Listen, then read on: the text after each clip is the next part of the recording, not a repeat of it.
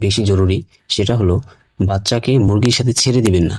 প্রথমে কয়েকদিন 7-8 দিনের মতো এক জায়গায় আবদ্ধ করে রাখবেন। কারণ বাচ্চাটা হওয়ার পর পর ওরা তাপে থেকে উঠে আসে, ওর ভেতরে যে কুসুমটা থাকে ওটা কাঁচা থেকে যায়। তো নাভিটা শুকানোর জন্য, কুসুমটা শুকানোর জন্য ওর পর্যাপ্ত তাপের প্রয়োজন পড়ে।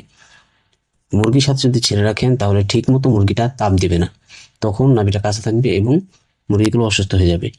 বেশিরভাগ ক্ষেত্রে মুরগির বাচ্চা অসুস্থ হয় এই নাভি কাঁচা থাকার কারণে।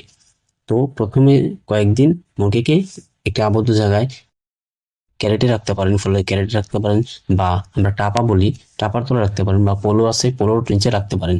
বাসা বাড়িতে এগুলো স্বাভাবিক পাওয়া যায়, বা এগুলো যদি না পান বড় একটা কার্টুনের ভিতরে কিছুদিন রাখবেন এবং নিচে একটা মোটা কাপড় বা পাটের বস্তা এগুলো ব্যবহার করার চেষ্টা করবেন, যেন মুরগির নিচে থেকে মাটি থেকে কোনো ঠান্ডা ভাব জানে শরীরে না লাগে। এভাবে আবদ্ধ জায়গায় রাখলে মুরগিটা ঠিকমতো বাচ্চাকে তাপ দিবে এবং বাচ্চাগুলো সুস্থ থাকবে।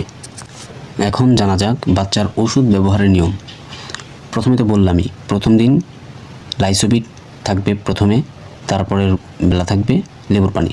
এরকম এই দুইটা দিয়ে আপনারা ওই দিন চালাবেন। তারপরের দিন সকালে আবার লাইসোবিট দিবেন, দুপুরে লেবুর পানি দিবেন, বিকেলে নর্মাল পানি দিতে পারেন।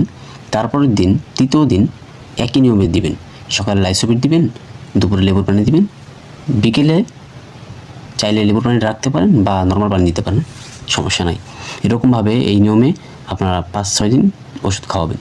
তারপরে 7 দিনের মাথায় যে আপনারা এই থায়াবিন যে ওষুধটা নাম বলেছি আমি, থায়াবিন ওষুধটা খাওয়াবেন। থায়াবিন ওষুধটা খাওয়ানোর উপকারিতা হলো বাচ্চার যে প্যারালাইসিস সমস্যাগুলো থাকে, দেখবেন কখনো কখনো বাচ্চার ঘাড় বেঁকা হয়ে যায়, পা বেঁকা হয়ে যায়, লোক বেঁকা থাকে, এই প্যারালাইসিস সমস্যাগুলো হবে না।